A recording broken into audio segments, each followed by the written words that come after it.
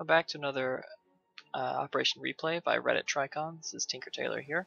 We're going to go through a 3-hit Boomtown that we have.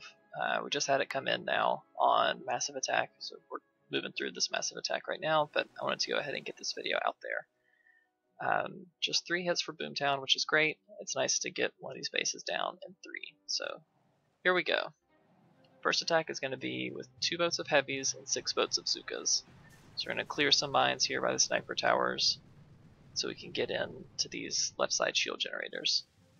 Our building health is at 477 and defensive building damage at 164, so pretty low values for massive attack. As you can see, it's only a 181 force point base. Don't have to smoke the landing because no defensive towers reach, but we do need to start smoking around this corner as we head up. So here come our 2 heavies. They walk a little bit faster, so they're deployed a little bit after the Zookas start their journey up towards this initial flare. So move in some. You can see we need a 2 smoke landing. Ideally, if you want to time your smokes a little bit better, you throw the furthest one before, or the farther one before the close one, so they land at the same time. Anyway, that's just a really minor point.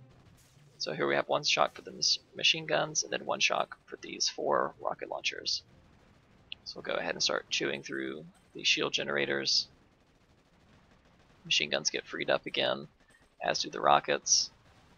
You can save a little bit of GBE by not shocking right away. This is why we brought the heavies in the first place. Even without troop health, you can see they can still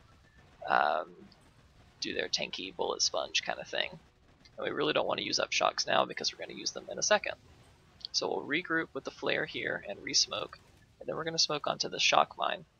Lost a bunch of Zookas right there, but it's okay. Our goal is to get down these 4 rocket launchers to make the rest of the hits much, much easier. So we lost some Zookas, so we're not going to be able to do everything that we wanted to do initially, but we are able to go ahead and get the shock on all 6 of these defenses. So the only thing hitting us, some grapplers and boom cannons, some snipers. The snipers actually shoot twice as fast as the boom cannons, so they'll take out a lot more Zookas. When everything one-shots you, all that matters is fire rate and radius. So here we go, flaring the last rocket launcher to get it, and unfortunately we're not going to get this flamethrower. We're just too low at this point, not enough GBE to reflare it, so it's just going to vaporize us. Go ahead and throw critters, and then while they collect a little bit more gunboat energy, I'll speed this up. We're going to clear mines around these shield generators so they're easier to hit in the future. Go ahead and weaken this shock launcher in case somebody wants to take it out later on. Now it's nice and tagged and easy to manage, or easier at least.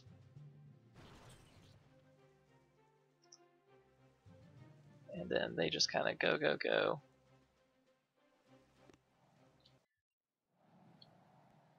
So we'll go to our second attack. This one is Ahmed. He's going to take 1 boat of rifles with his Zookas.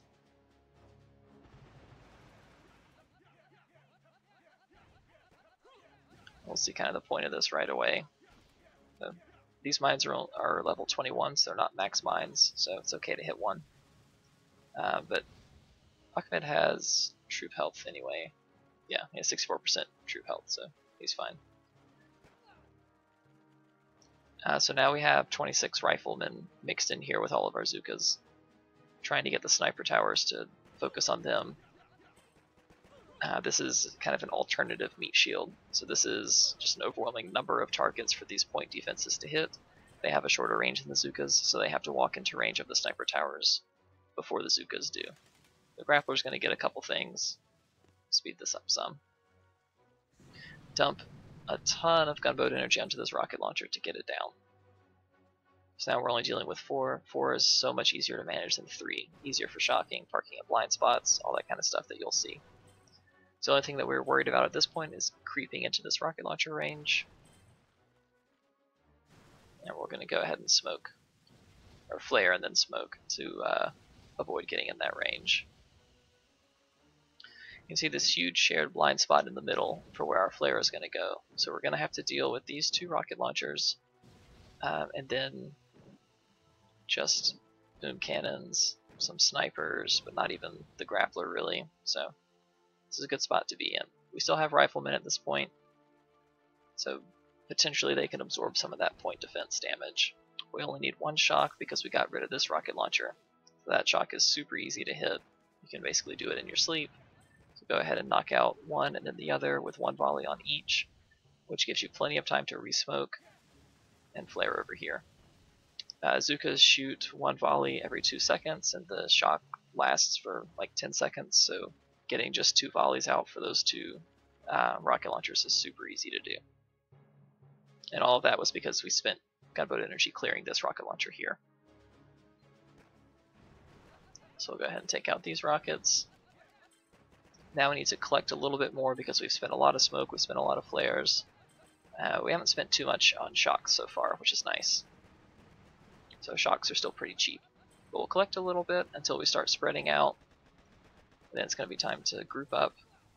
Again, grouping in the corner, so there's not going to be a third row of troops at the top here because they can't, they're out of bounds. So they're going to file in just 2 lines around these power cells. They'll group up here, and now our next target is going to be these shield generators. Important to get down on this base. Even though those shield generators are damaged, they are not initially targeted by troops, because troops will initially target any defensive building in range before they target a non-defensive building. So if you want them to hit power cells, a shield generator, or a core, or a damage amp, you have to flare it directly. So there we go, all down.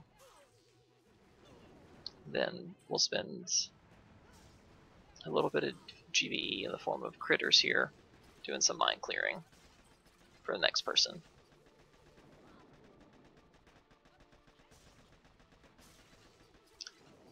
That's this hit, and so then we'll go into our third and final hit on this Boomtown by Kitsa.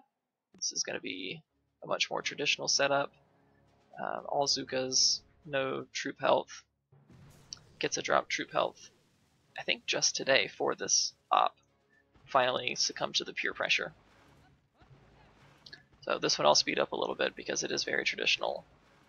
You're going to flare up to the corner, get a nice walk, so they get grouped on this side, so the grouping is pretty tight. You don't need it to be super tight. I mean, there's nothing at all that they can get in the range of at this point. We'll go over here. Again, it's just this grappler that's going to shoot us and a couple boom cannons. So who cares? We're just losing a couple. The core is pretty low. There's no shield generators on it. I think you only have to do 2 shocks on the core, maybe 3 or 4, but it doesn't really matter. Big gap because the boom cannons can't lock onto the Zookas fast enough to even shoot them, so kind of taunting them as you go through the wide smoke gap. So we'll flare here, smoke this approach because we are worried about machine guns.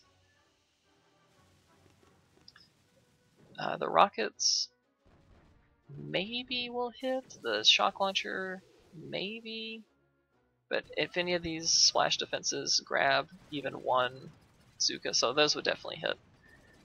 They'll vaporize all of them, so it's better when you have the GPE just to go ahead and shock them. Kitsa has 246, so that's plenty of GPE. So that's our approach to doing Boomtown in 3 hits. So I hope you enjoyed this op replay. Stay tuned for more in the future. Thanks for watching.